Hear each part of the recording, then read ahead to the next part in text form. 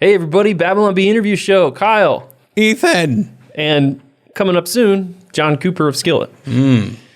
Yes.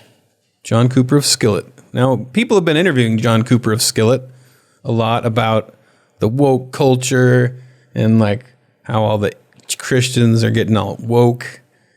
And we kind of did, but we really kind of just got into like rock band. We were just fascinated by he's played with all these secular bands and lived this crazy rock and roll lifestyle, but kept his faith through the whole thing. That seemed to be more of the angle we went with. We just said, hey, you got any cool stories? Yeah, this is definitely a Got Any Cool Stories episode, and he had some cool stories. He did have some really cool stories. So he was a lot of fun. Yeah, cool guy.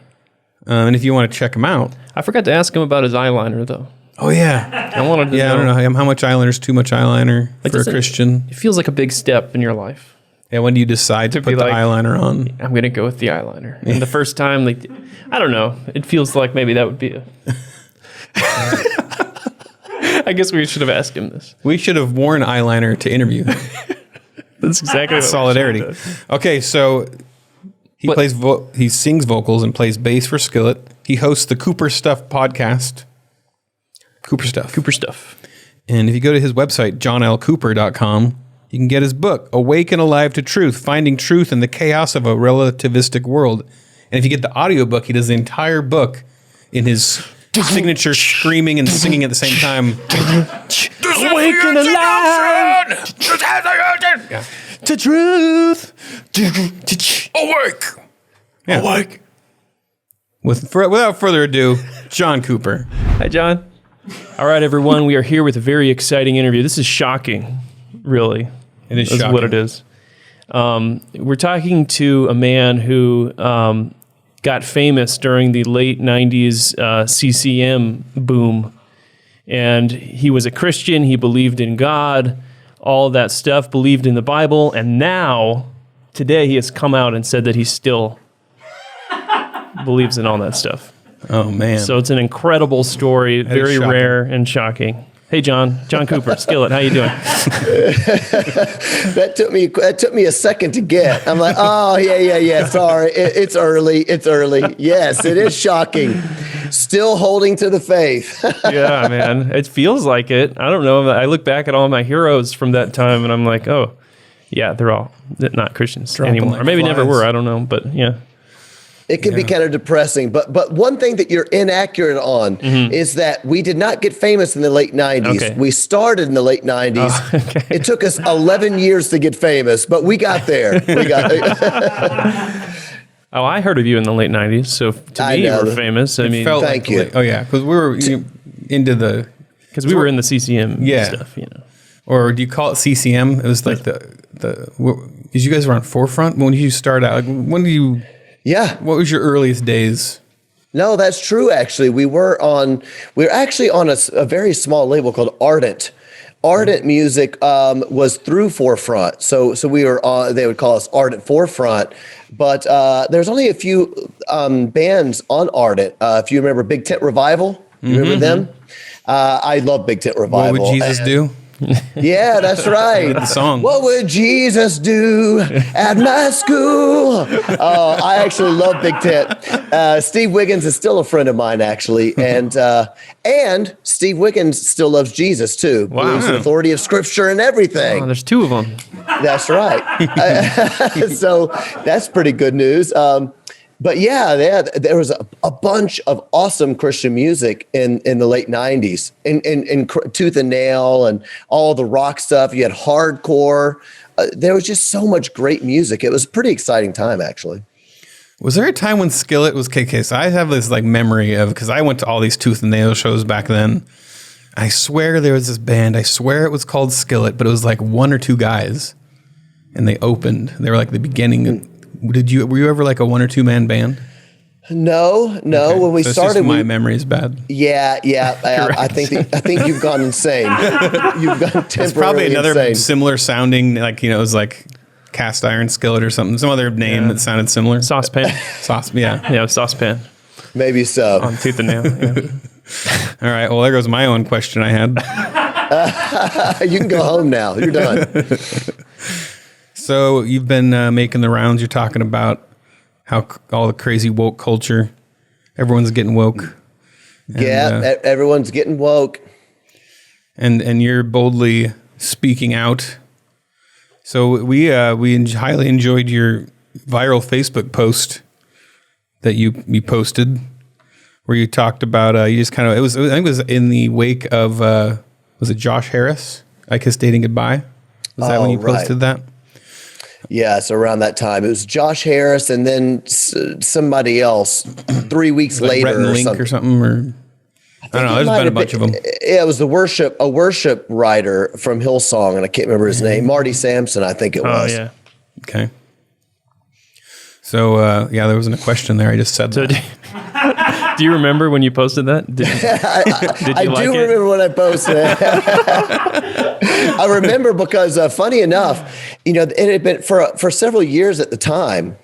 I had been thinking, I just feel like I'm going to explode. I like, what is going on? And I wanted to say something, but then I was like, I had all these conflicting feelings. One of the conflicting feelings was, there's so much hostility and so much volatility. Why say anything? Why jump in and make it worse? Like, there's already enough fuel to the fire. Just don't say anything at all, and maybe it'll go away. That was something that I'd been wrestling with for a couple of years. And then another thought I had was, I'm just a singer in a rock and roll band. Nobody's going to care what I have to say about anything. Why even do it? And it was actually my wife that finally was like, because I was just livid. I was livid when after I said Joshua Harris and Marty Sampson, and I was just angry. And my wife was like, "You need to write something about it." And I was like, "Why? Nobody cares what I have to say.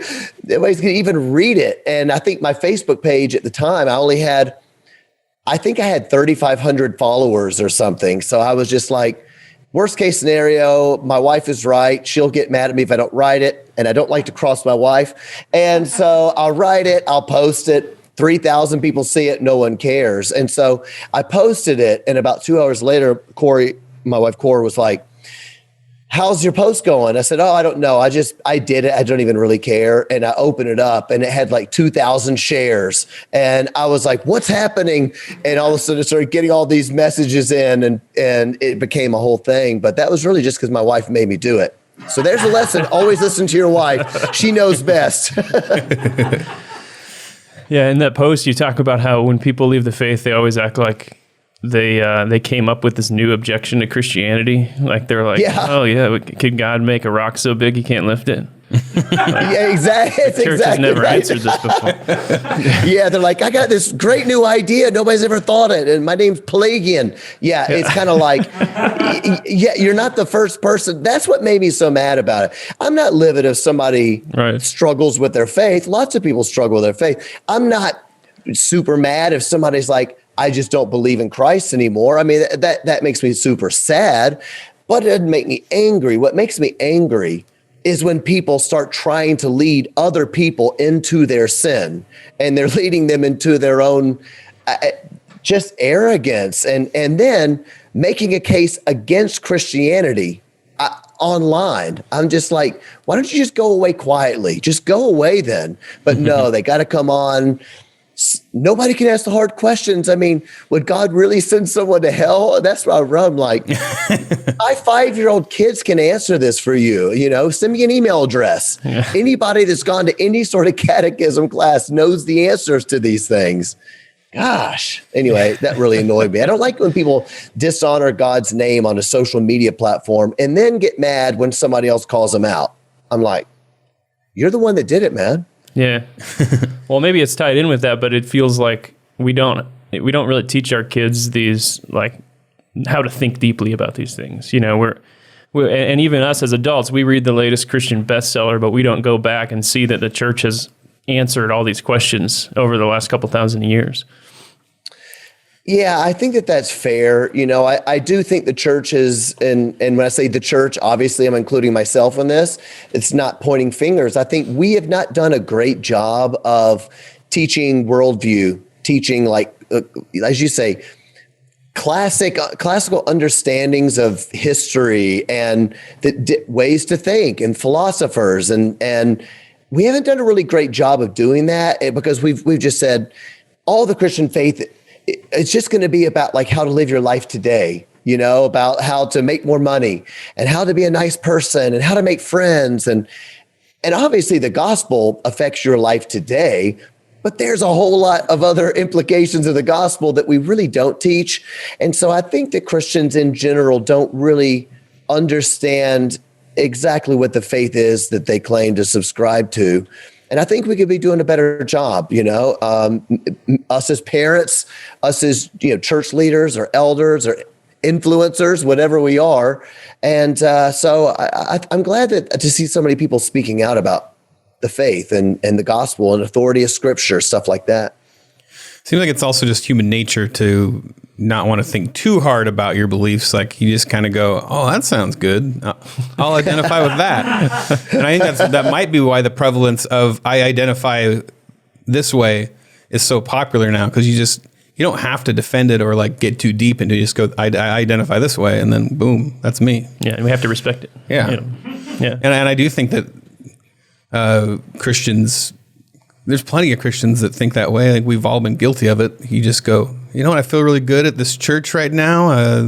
I prayed this prayer, and this is my identity now. And you just kind of, you don't want to think too hard about it. And I think that I don't know. I think that's also an element. It's always going to be an uphill battle to get people to really think about the hard stuff. It's never going to be an easy apologetics class that gets everybody to just go, oh, I got it now.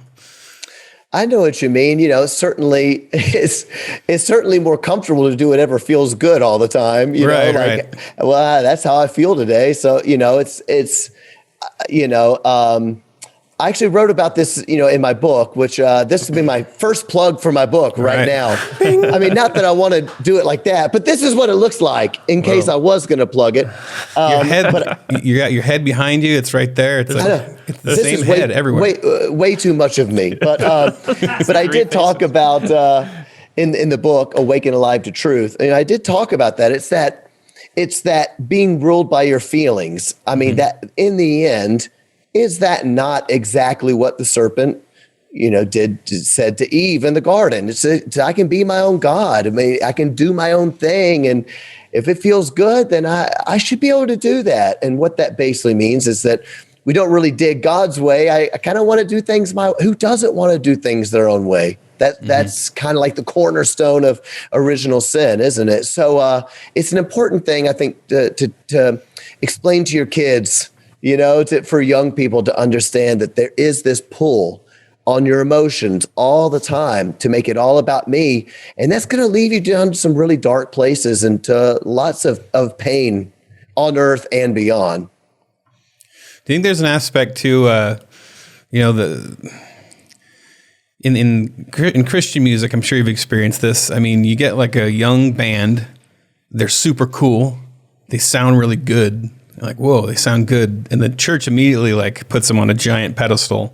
And they're baby Christians, but they're immediately put into this place of being seen as authority figures and somebody to emulate. And right. And then I think that could have a lot to do with a lot of these Christian artists who, they suddenly hit this. They became a Christian icon when they were a teenage Christian.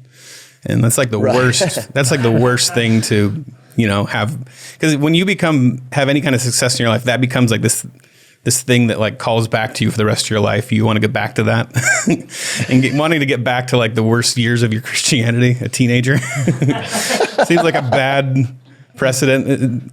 I don't know what you can do about that, but I don't know. What do you think about that? Yeah, that's a fun. I don't know why that was just funny sounding. I'm just dying to get back to my worst years as a Christian. Well, I think that's a problem that happens in a lot of rock bands, right? I mean, you see guys, they're like 50, Sure. 60 years old, and they're still trying to be their 23-year-old self or whatever they were when they became famous. That's Yes. the life that you're trying to get back to or stick It's there. it's like Dr. Evil says, that there really is nothing worse than an aging hipster. That's not from the Bible, but it's from Austin Powers, and I still think it's true. Yeah, I mean, certainly, I do think that there's an excitement that I say we all, I don't know, it's a generalization. We all do have that like excitement when someone famous or someone talented in the culture claims to be a Christian. You always see like, oh, I just heard that Justin Bieber's a Christian. Is this, everybody gets excited about the idea of having a cool person on our side. And certainly I think you're probably right about that. But one of the things I noticed early on in my career, when I was not famous, but in the 90s, was that, even in Christian music, there really was there's not much understanding. I mean, I don't want to throw people in the bus, so I'm not going to say names, and it's a way generalization, but He will name names in these exclusive subscriber portion. Yes. yes, that's right. That's right. Coming up soon. James White under there. Yeah. No, I'm joking, but yeah, I think even in that, a lot of people don't, even in the market, they're talking about Jesus on stage. They're singing about Jesus. They're talking about Jesus in interviews, but they don't really understand their faith. And even with that lack of understanding of their faith, there seems to be a lack also of sanctification, and even in a lack of an acknowledgement that we should be in a process of sanctification.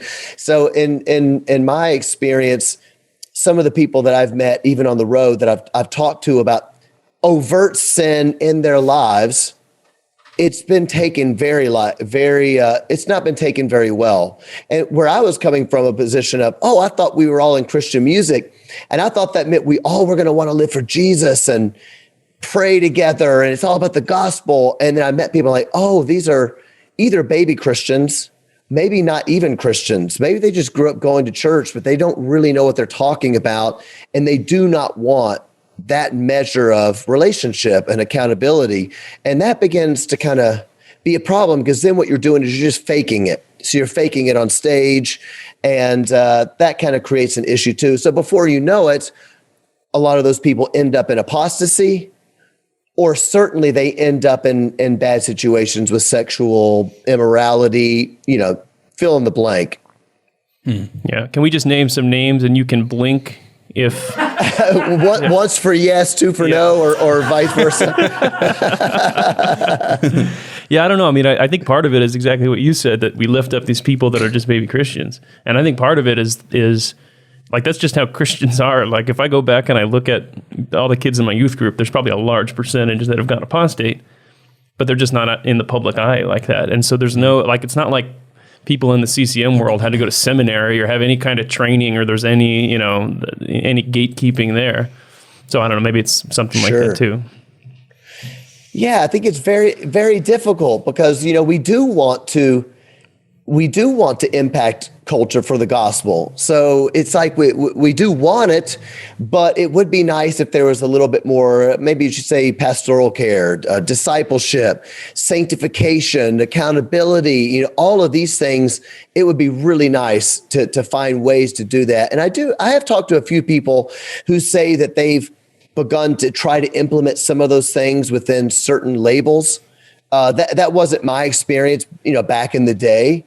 So I don't know. I do think it's a pretty hard road there, because we do want to impact culture for Christ, but there's some issues, and we got to work on those things, My notes say that you weren't allowed to listen to rock music growing up. Is that true? Oh yeah. My mom would hate my music. That's for sure. Yeah. This is what you get. Here's a bunch of tattoos. Anyway, so growing up, it's kind of a funny story. My mom was a piano teacher and a voice teacher and a flute teacher. Did she sing like scream sing like you? Yeah, my mom did not scream sing. No, she was not into screamo. She didn't do any, Cookie Monster screams. Yeah. Only when you're bad. Yeah, that's right.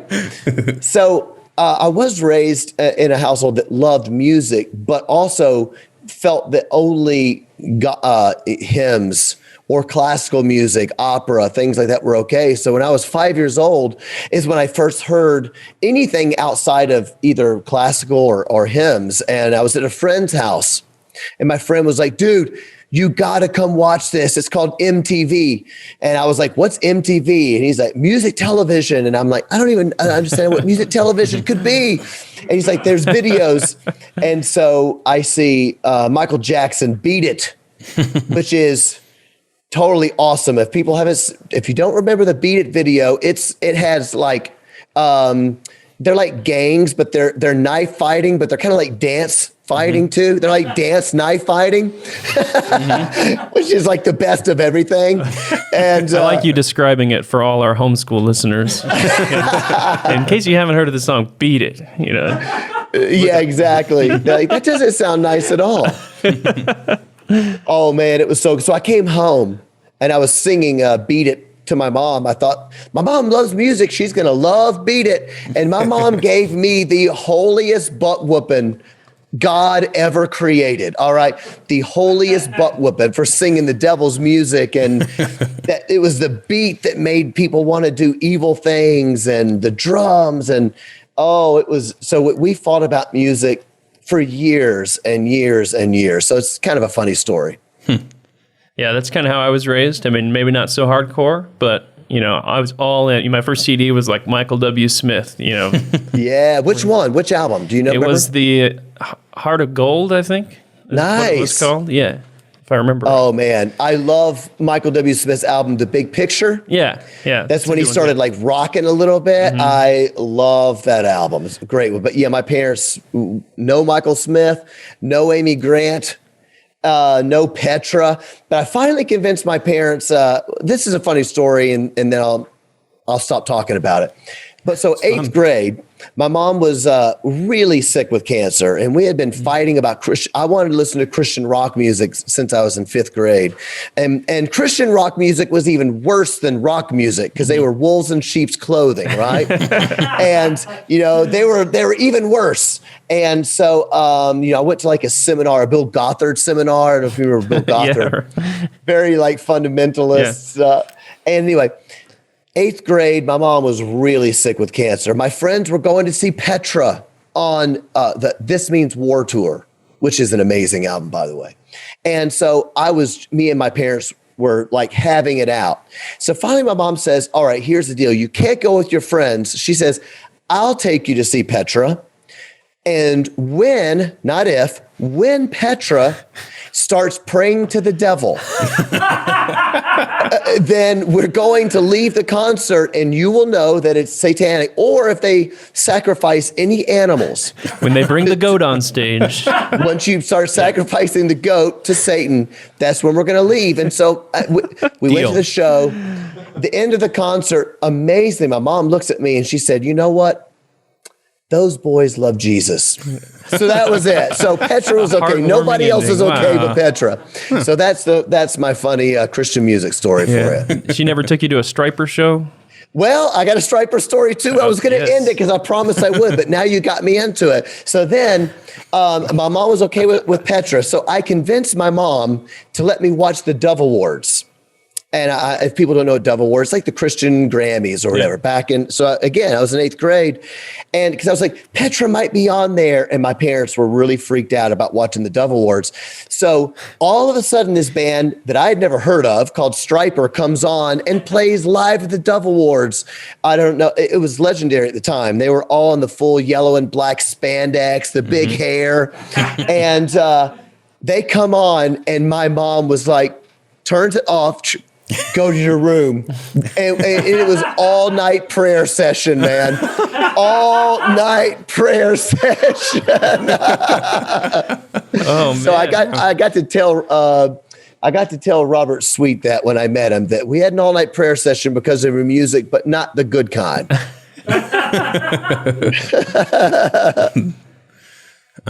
Yeah, they're literally the opposite of devil worship. They say to heck with the devil. So Right. I don't get it.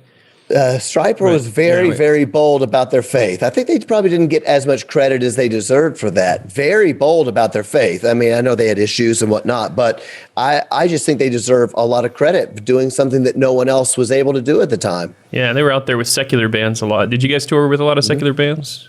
Yeah, we still do. Yeah. And especially when we're in Europe. I mean, we tour secular bands in America. We toured with Nickelback and Papa Roach and Korn and whoever, Godsmack, all those bands. And when we're in Europe, we play a lot of festivals with everybody, Aerosmith, Linkin Park, and Metallica, all those great metal bands. And I love that. I love getting to get out into the world of music and play the music that God's given me and that I hope is full of the Holy Spirit. I hope that it pleases the Lord. And I hope that it is throwing seed to people that normally would not hear about Jesus and would not be listening. That's what I hope anyway. You ever get any guys that are like closeted Christians in these bands? Like a guy from Slipknot sneaks up to you and he's like, "Hey man, I want to read some Oswald Chambers." Just don't tell anybody. Yes. Let's see.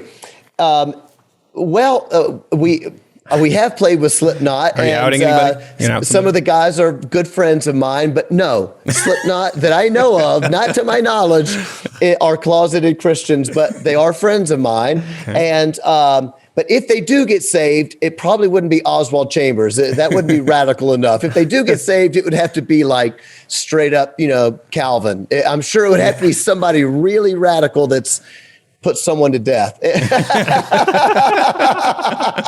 Stabs people in the face. Yeah, I'm probably going to get quoted for saying that in a bad way. That's a joke. It's a joke. But anyway, I will say this, every band we tour with, nearly every secular band we tour with has at least one member who grew up playing in a worship band at church, or whose dad was a pastor or some sort of church leader.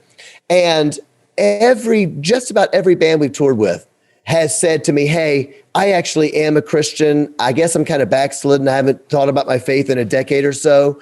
Could we pray together?" Nearly every band. And so I always go, "Hey, Lord, if that's what you're doing, then, God can do anything." So I'm here. I'm looking for those opportunities. And I've got some pretty great stories about that. What is your mother's position on Carmen? Oh, yes. He walks the line, right? He's between.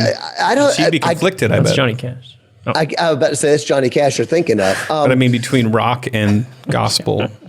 Yeah, at the time, I'd never heard of Carmen, to tell you the truth. Now, my mom actually passed away when I was 14 from cancer. She was very ill for almost 3 years, intermittently, I guess I should say. But she passed away when I was 14, and it was after that I really got into playing music, and it was obviously a non-issue at that point. So I'd not really heard of Carmen at that time, but who knows? She probably would have been okay with Carmen. Okay. How can you not be? He's so nice looking, Yeah, he's a looking guy. Such a nice young boy. Such a nice young man. He was a nice young boy.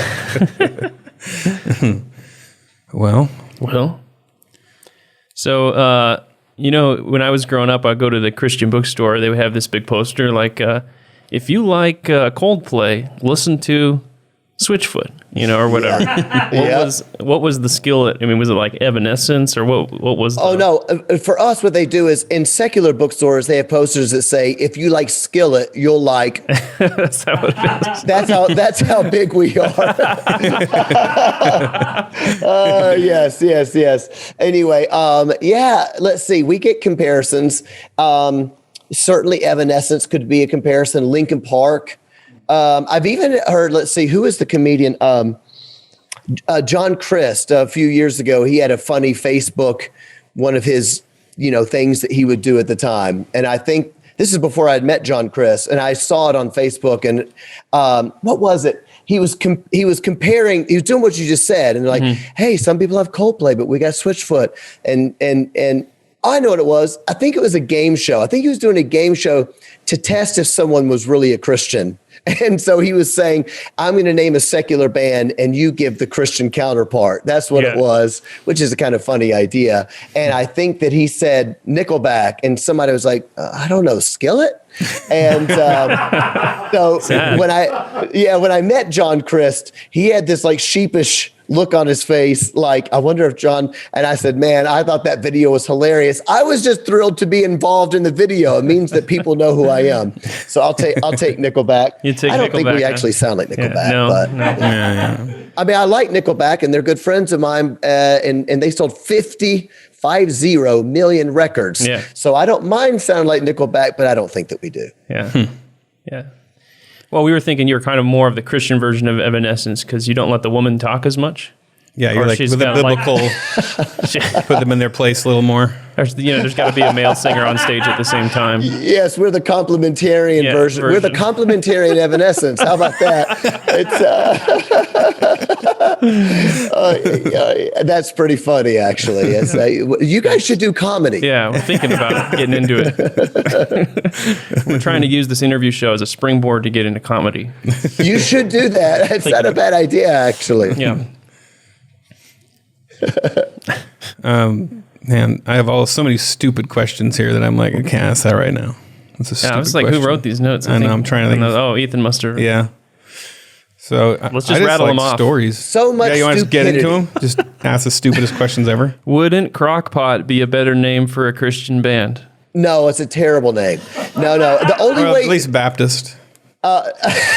Well, I mean, let's rewind. I think this Skillet is not a great name for a band, but it was the 90s. And I tell people, you have to blame it on the 90s, man. There was the weirdest, right?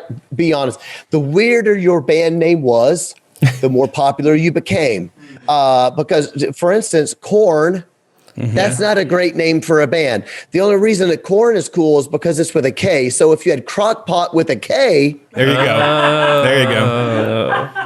now you like might that. be onto something. That actually does. Yeah, that has a real ring to it. Especially if it's Yeah. written like a 5-year-old wrote it just as they were Yeah, worshiping because Satan. something about the way that Korn is written, it gives you that feeling of there's something not quite right with this band, and Yeah.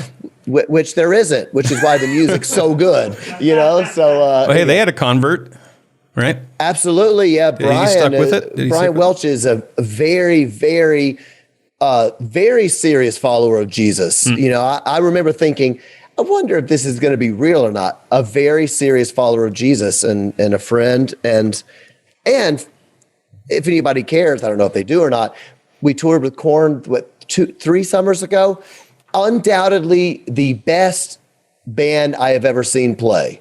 Absolutely the best band, hands down, I've ever toured with. Korn? There you go. You're talking about yeah. Korn? I am. Just confirming.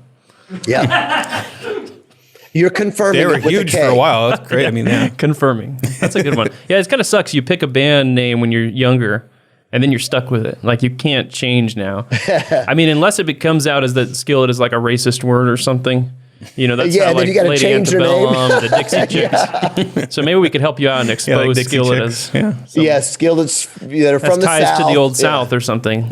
Yeah, And then we I am from the South, so you never really know. Yeah. Skillet is not. Here's the good news about Skillet is that now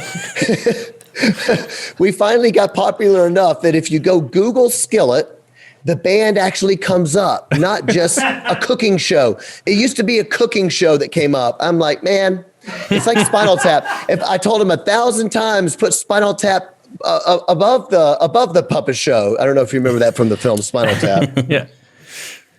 Classic. So in the Yeah. Christian entertainment industry, there's a lot of horrible ideas going around. You'll meet somebody who's like, hey, we got this idea. We'll do this crazy movie where, like, you know, Satan gets punched or something. Or I don't know. You ever get invited to do crazy, like, ridiculous things? I see what you mean. I'm trying to figure out, like, going you know, on behind a the podcast. scenes. Like going on the With the Babylon Bee podcast. Stuff like that. Or like, for It's your satire. stage show, we're going to have a giant Satan that you guys shoot with laser guns or something. Or like, you know. That's actually an awesome idea. That'd be pretty cool. Actually. Now that would actually be worth. That would be worth seeing. In fact, you might see that at a Slipknot show. Funny enough. It's true. Anyhow, you know, I do think that there's a fine line. the second Spinal Tap quote, fine line between clever and stupid. And, like Iron Maiden, who we've also played with, by the way, Iron Maiden does all these things. I remember when we played with Iron Maiden 2 years ago in, I think it was in Hungary. And I remember I told my wife, I was watching this set and I said, if this was a Christian band doing exactly what they're doing right now, it would be cheesy. It's only awesome because, it's tongue in cheek, I guess. I mean, but I do think there's a fine line. Sometimes, I don't know. Sometimes it's all in the way that you present the thing, and a little bit of cheese can go a long way to doing something good. But I have been asked to promote certain films that I just don't want to be involved in. Like some of the super like end time, I mean? Like the super fantastical end time theology. I'm like, I don't want to get into eschatological Christian films. That's just not. Yeah, you guys do the soundtrack. You like the. Yeah. Once again, Iron Maiden could do the soundtrack, and it might be awesome. But for a Christian band to do it, all of a sudden it has that little twist. Little twist. Yeah. Yes. Yeah. But Iron Maiden does it. The number of the beast. Oh my gosh, I love Iron Maiden. I know that's maybe not popular with some folks, but it's really good music. Huge fan. We're always bumping Maiden in the studio here. So just crushing Maiden. Crushing Maiden. Yeah. Well, you guys do a lot of male and female duets in Skillet. Yes, very complimentarian. Yes, we do. Have you ever thought of doing any of the famous male-female duets, like A Whole New World? Oh, we really should. Yeah. Baby, it's Don't cold you outside. dare close your eyes. Yeah. But do it Skillet style. Close your eyes. But there is more chance of us getting canceled for doing an old Disney film than there would be with the name Skillet. Because they're canceling all their stuff, so you never know. Do not touch Aladdin. Well, you don't know what might happen. We're not saying do a Song of the South. We're saying Aladdin. You'd probably be okay with Aladdin. Well, I don't know because Disney's canceling all their old stuff, so I just don't know. Yeah. You don't know when like the raging mob is going to come for you, but we really could do some sort of theatrical duet. But we are known for those duets. I like it. It reminds me of. Fleetwood Mac, Yeah. I'm a big Fleetwood Mac fan from the 70s. Or about You're the Reason Our Kids Are Ugly, Little Darling, that one? You heard that one? I actually don't know that. I don't know that one either. It's great. I know that I've heard it said to me before. Do you have kids? I got 2 teenagers, yeah. 18 and 15. Do you ever use your metal voice to get their attention? I used to, yeah, and full name. You got to go full name on them. Middle First, name. middle, yeah. Full on. You got to let these kids know what's up in here. Yes. Yeah. And then my kid's like, I promise. And I'm like, swear to me. Just like Batman did, Do you bleed? I don't use that one. You will. You will. Yeah. Honestly, it goes great. It goes great. Perfect. Do your kids think you're cool? Is there any hope for your kids thinking you're cool? I've got such a great relationship with my kids. They do think that I'm cool. I don't think they would listen to Skillet's music. It's not urban enough. It's not hip hop enough. They've been raised in this culture of urban music. But so I don't think they would like Skillet's music, but they do think that we're cool. All jokes aside, my kids love Christ, and they've loved Christ since they were a kid. So they've always seen what we do as mission field. And so my daughter got to pray with the son of a band that we toured with to accept Christ as his savior, on the road, touring in Europe. And so my kids have always saw it like that. So they think it's very cool that there's a gospel message happening in this world where everyone you meet, meaning all the musicians we meet and tour with, it's all about yourself. When you're a rock star, it's all about self-glorification.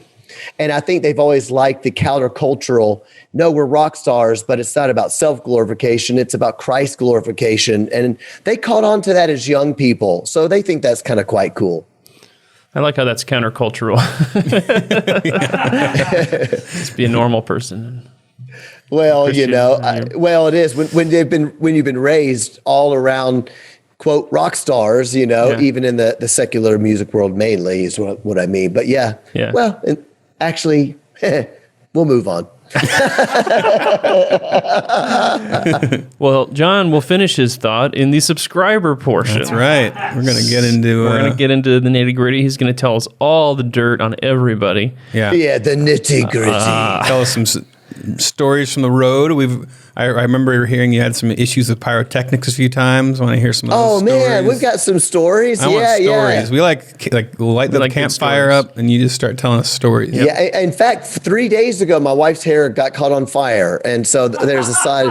This is true story. Just about not 3 days ago, she burned about that much of her hair off from the front of her. So she still looks pretty, but that's rock and roll. That's rock and roll, baby. That was on the stage? Actually, no, it was backstage. She was doing someone's makeup for a video performance, and somebody had put a candle quite close. And all of a sudden, somebody was like, "Your hair is on fire." And I was like, "That's rock and roll, baby. Come on now." It's just like Stryper said, "Keep the fire burning, gotta move on." You guys remember that song? Yep. That was on To Heck with the Devil, as you said earlier. Classic. Great album. Still a great album. Still great. You think their hair would catch on fire more with all that Aquanet? If anybody's would, you would have thought so. Absolutely, So, I don't know. Yeah. All right, let's move on. Subscriber portion. Let's do it. Ladies and gentlemen, step right up to the most exclusive podcast experience on earth, the Babylon Bee Brothers International 3-Ring Circus, one night only. Wow, as Chris Tomlin tames a mighty hymn and turns it into a cuddly little kitten. And be amazed as the miraculous Joel Osteen makes entire portions of scripture disappear. Marvel as Christian pop artists walk the cultural tightrope. Get your popcorn, peanuts, Donald Trump hair candy right this way to the greatest podcast on earth.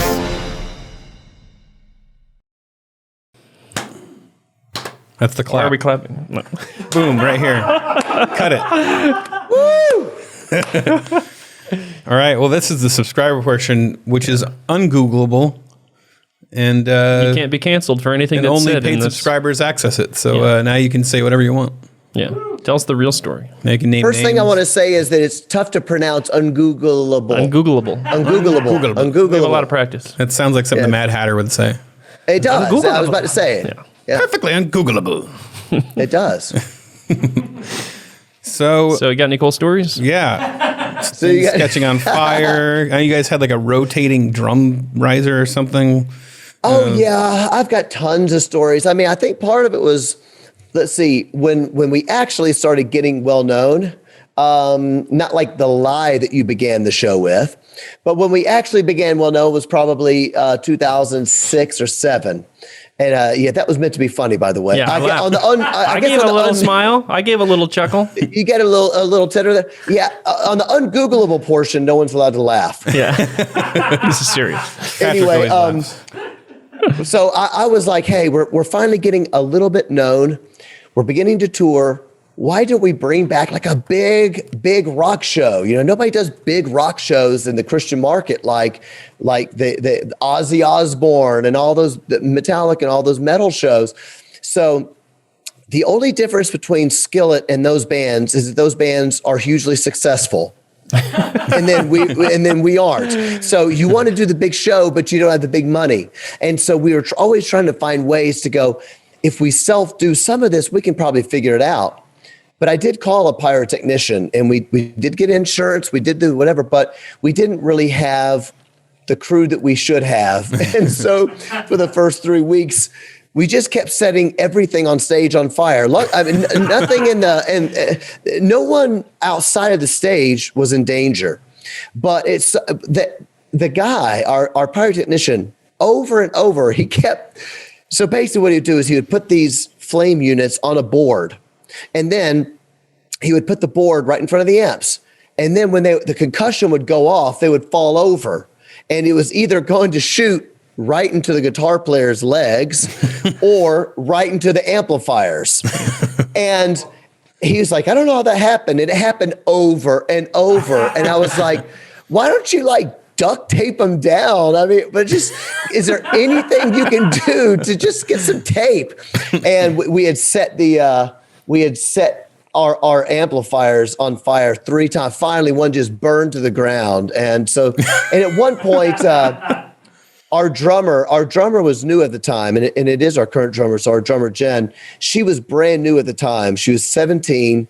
She'd never played in front of audiences before. And we were straight into this arena tour with all these pyrotechnics, and she was scared to death. And it is not very rock and roll to be scared to death. Even if you are scared, nobody needs to know that junk. You just don't tell anybody.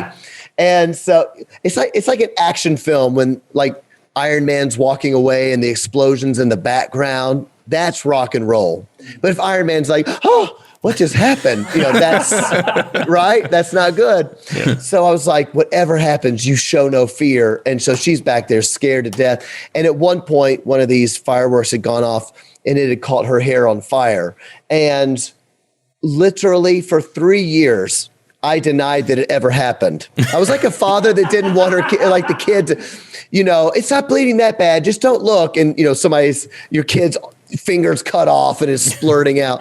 But as the parents, you got to have it under control. It's like, Jen, your hair didn't catch on fire, but we took care of it. And after about 3 years, I was like, all right, it caught on fire.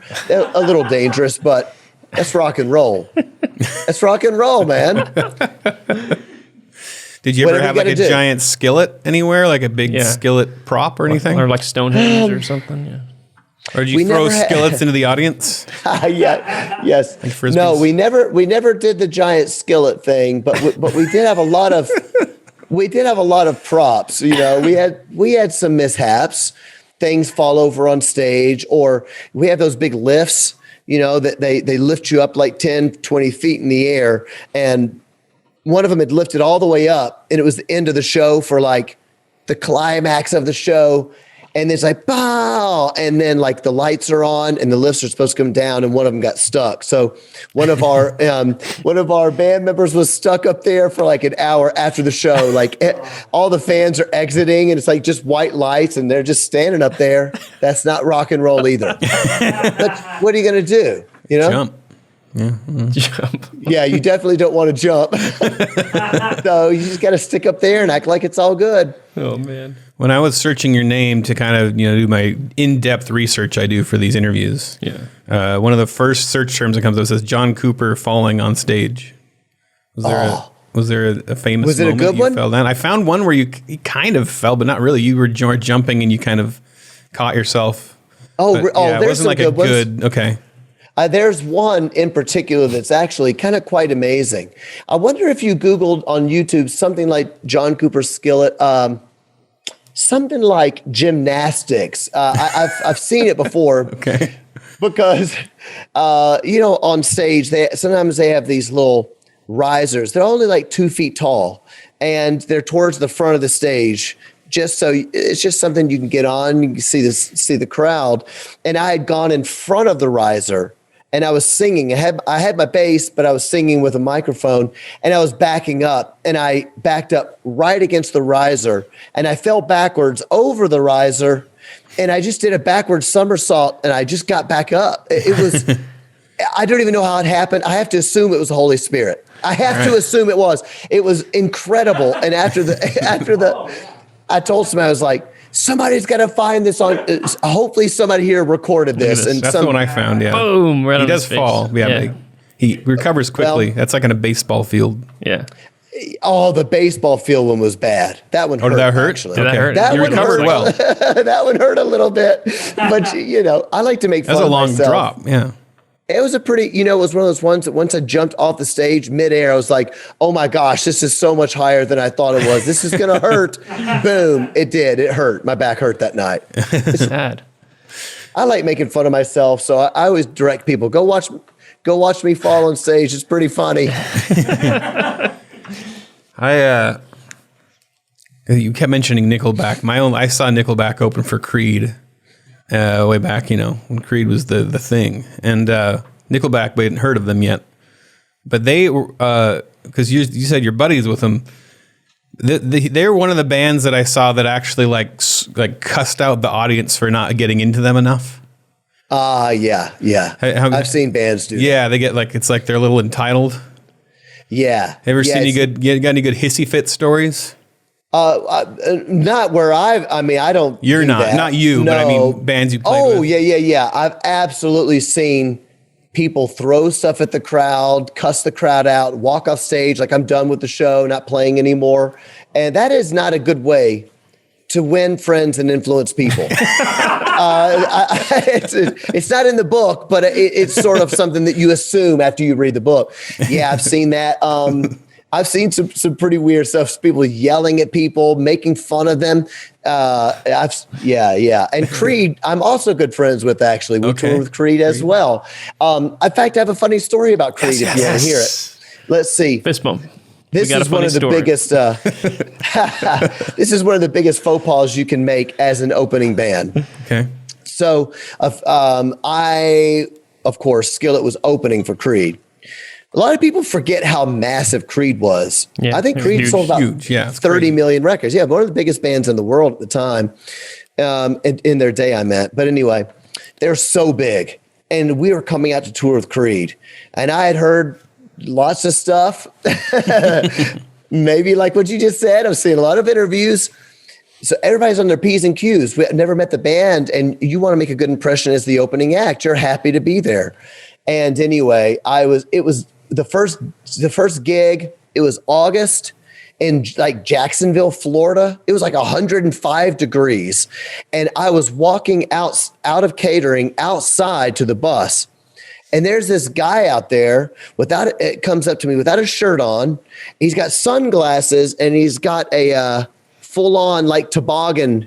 What do you call those toboggan, like winter hats? Like the Russian style? No, like a beanie. There you go, like a beanie hat. Oh, okay, yeah.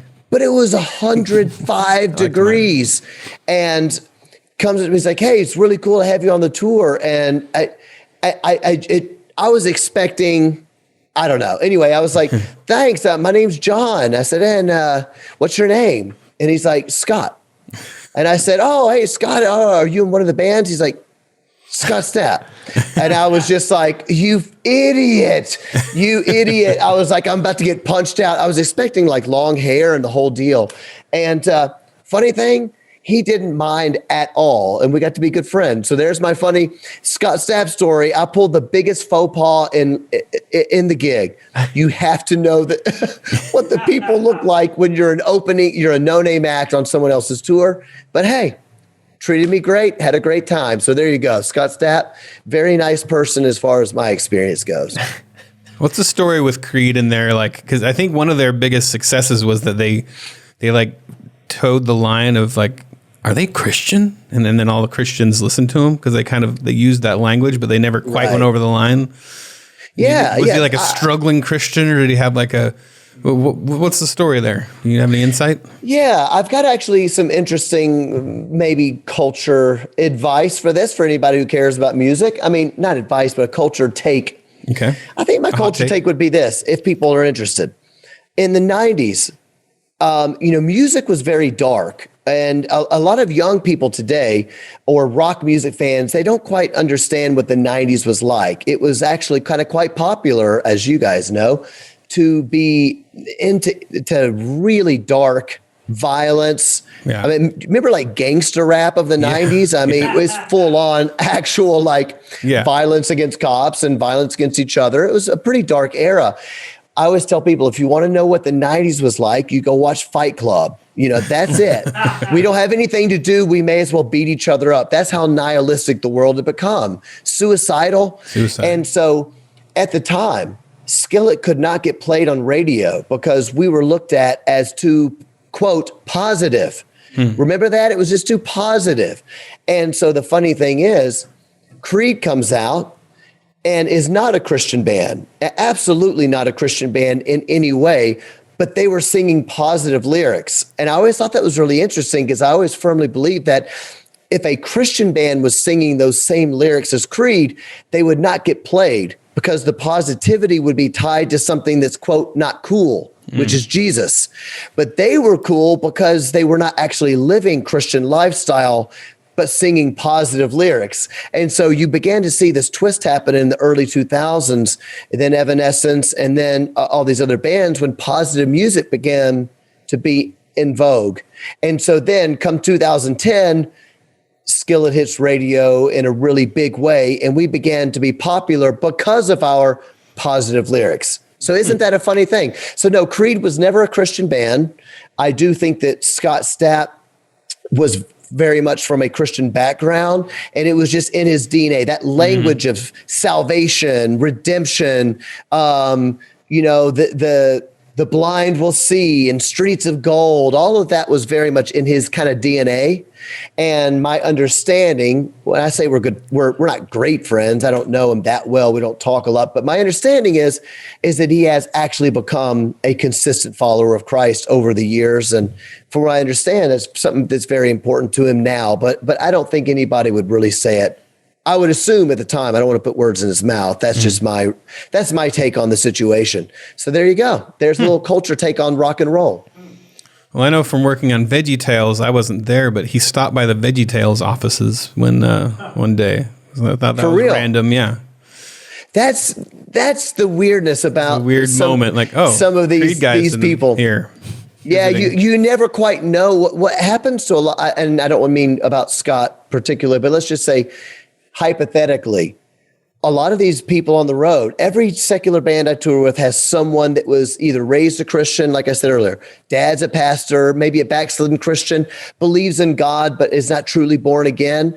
But they will have these very unusual impulses. Like something will happen that will make them click and show up like at a Skillet bus on Sunday morning, knocking on the bus saying, "Are you guys going to have church in here today? Can I come in?" And I'm like, "Sure, I guess we are going to have church in here today." And you never really know exactly what is prompting them in that moment. It's very unusual. So like, that doesn't surprise me at all, what you just said. I've had people that I would be certain there's no way they were born again, anti-Christ, want nothing to do with Jesus, but would, again, come up to me and give me money to I just feel like I'm supposed to give my money to God in some kind of a way. So they would give me money. That's actually happened before, almost like bringing a tithe into the storehouse from the pagan nations.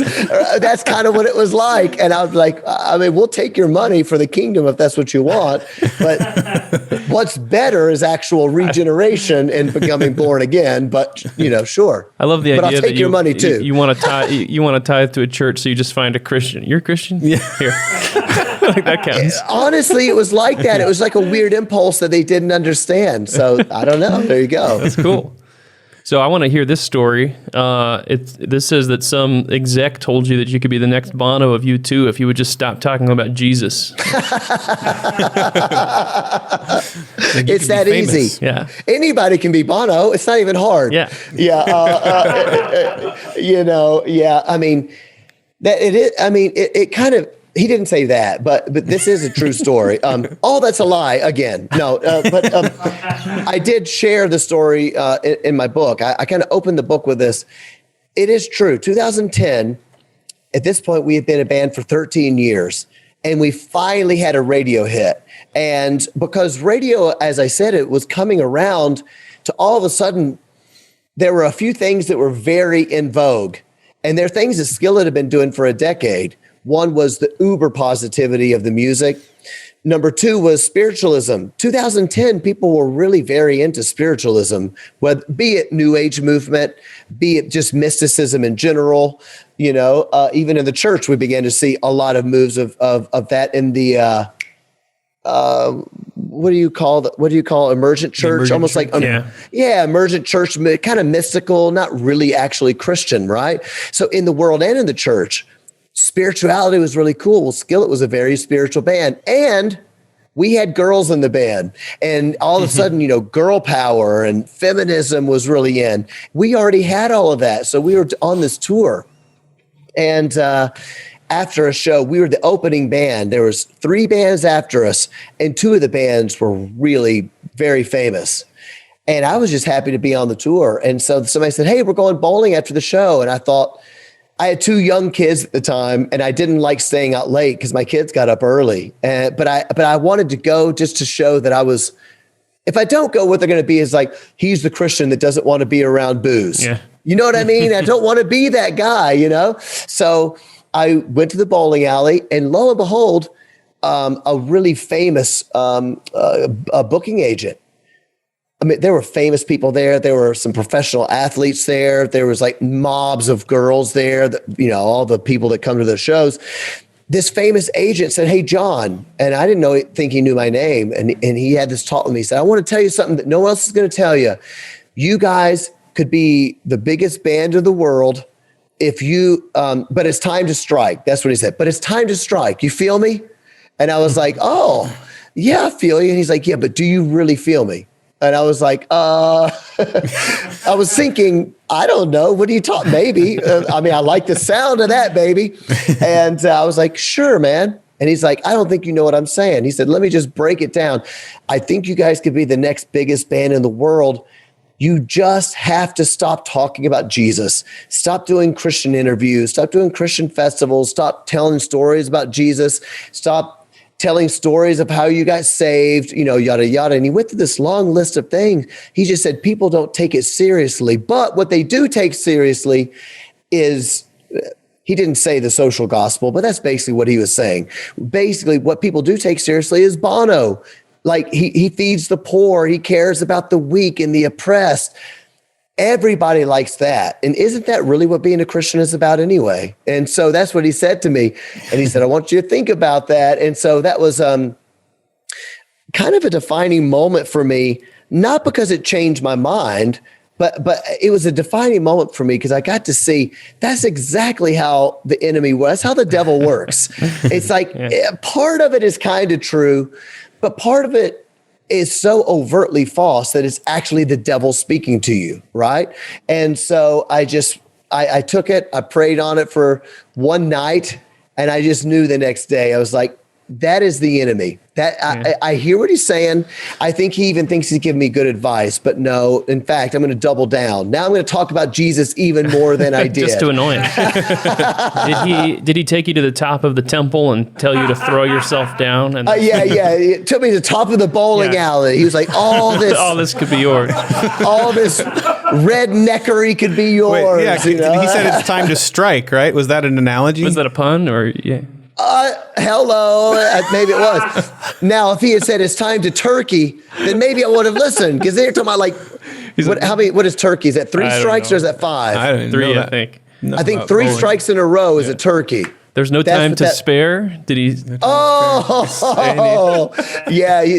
He just wanted my life to end up in the gutter. He's like, get out of your lane. Yeah. Okay. It's time to put down. All right, the we're good. We're good now. Okay. And that'll do. And I'm spent. Was it ever weird having girls in your rock band? Because I was in a band one time, and I started it specifically because the girl was attractive to me.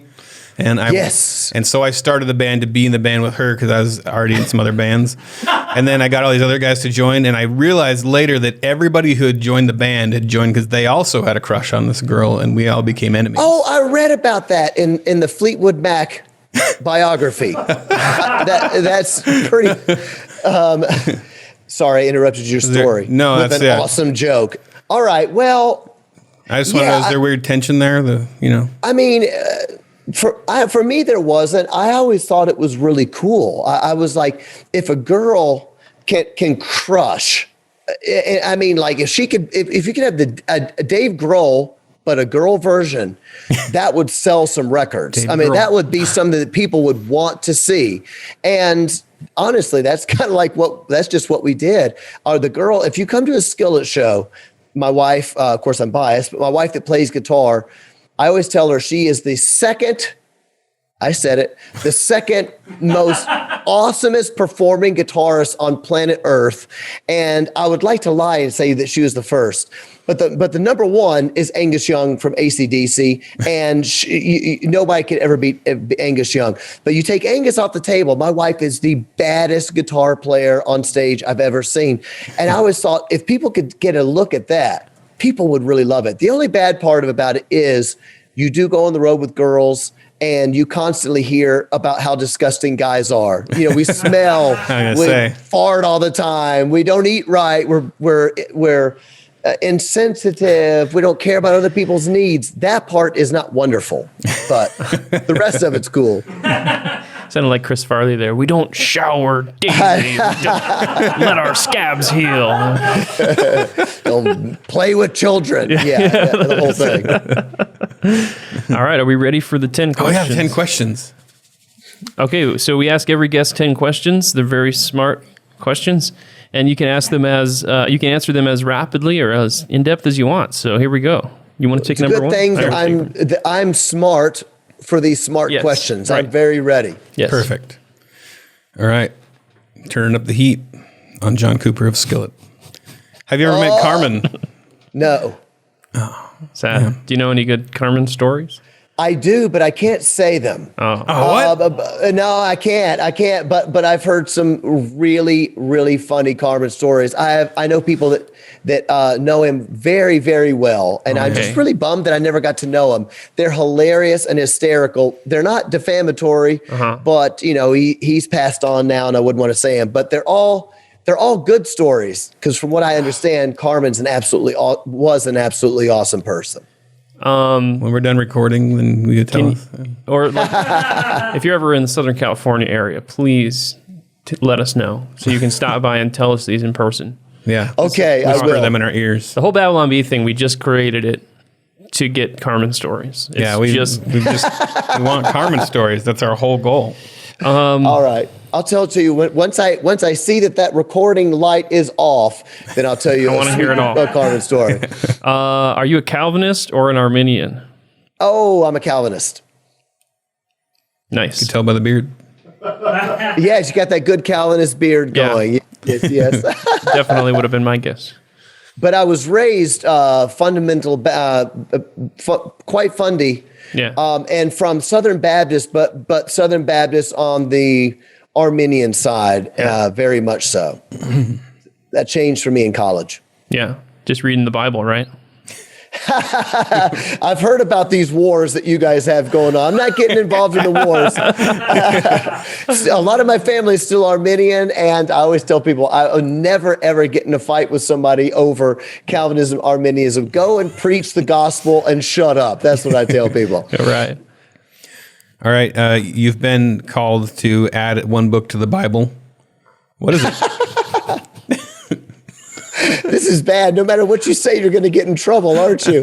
No matter what you say. Maybe I would say the book of Enoch, only because I know quite a lot about the book of Enoch because I love to watch Ancient Aliens. I don't know if you ever watch Ancient Aliens. They always reference that. They love those they love that old stuff. So I'm like, that'd be fun. And who knows, you know? Cigars or pipes? I've never smoked a pipe, so I would have to say cigar. Okay. My wife hates the smell of a cigar, and she likes the smell of a pipe, so a pipe. Yeah.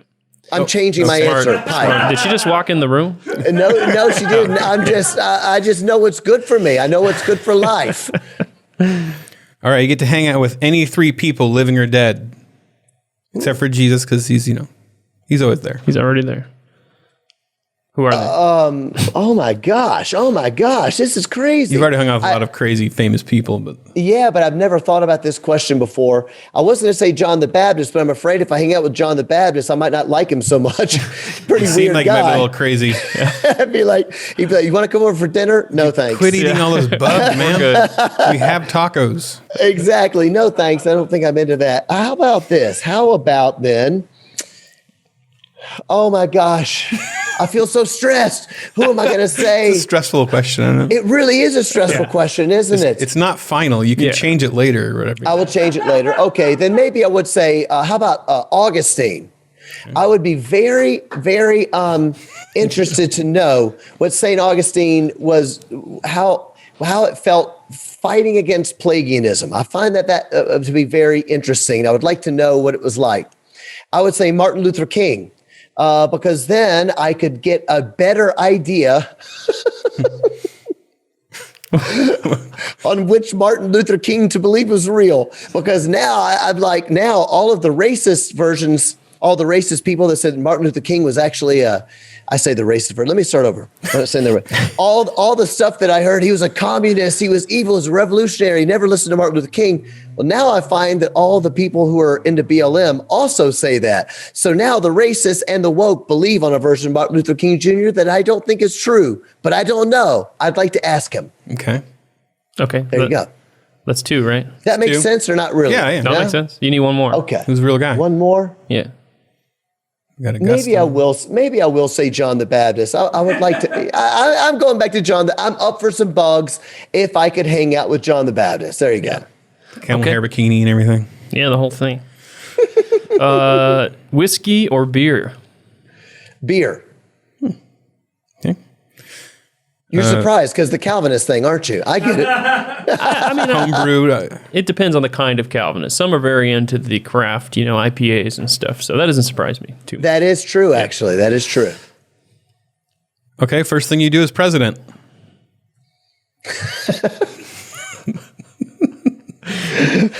You guys keep trying to get me in trouble. I'm glad this is not Googleable. You have no idea how glad I'm. Googleable.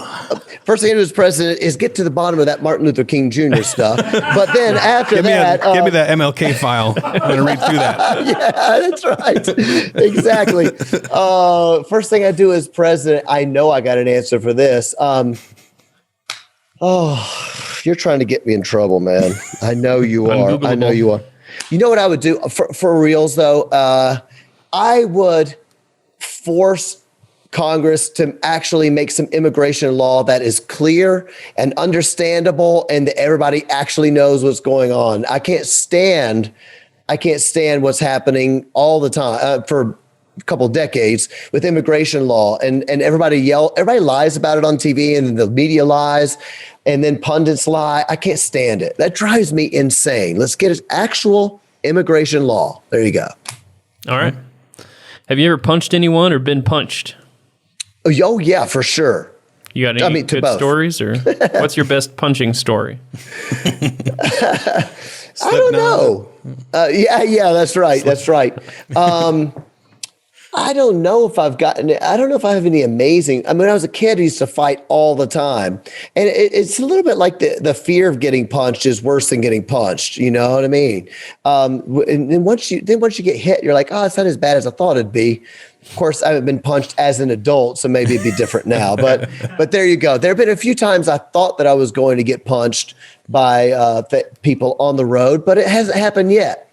But I don't doubt that it could happen because I've said some pretty punchable offenses. I had some punchable offenses over the last couple of years. Yeah. So I'm always ready. Okay. I'm always ready. Always ready. Tensed up. I don't mind taking a punch for the gospel, but if it's not for the gospel, they're going down. You know what I'm saying? This has, I want to ask John the Baptist, is that okay? I need to know. Yeah.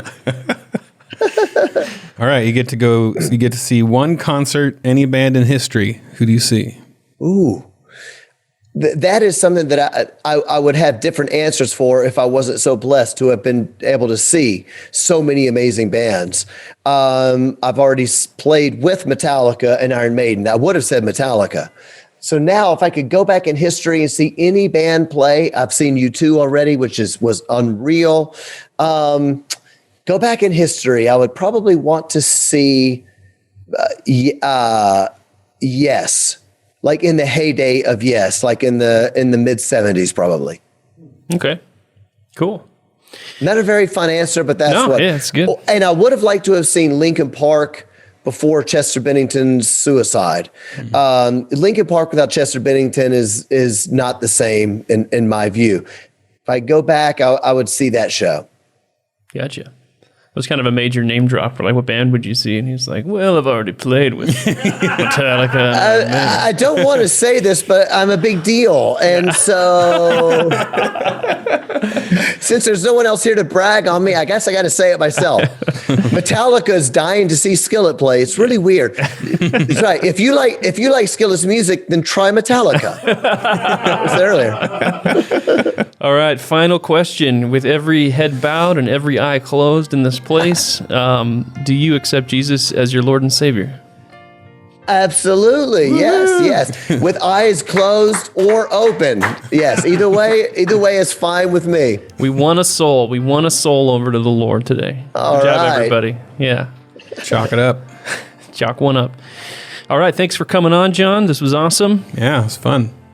Great to chat with you guys. Yeah. Thank you so much for having me on. And I do want to pay you the compliment that everybody tries to combine singing and screaming, and you nailed the combination perfectly. Oh, that's very kind. Well, thank you so much.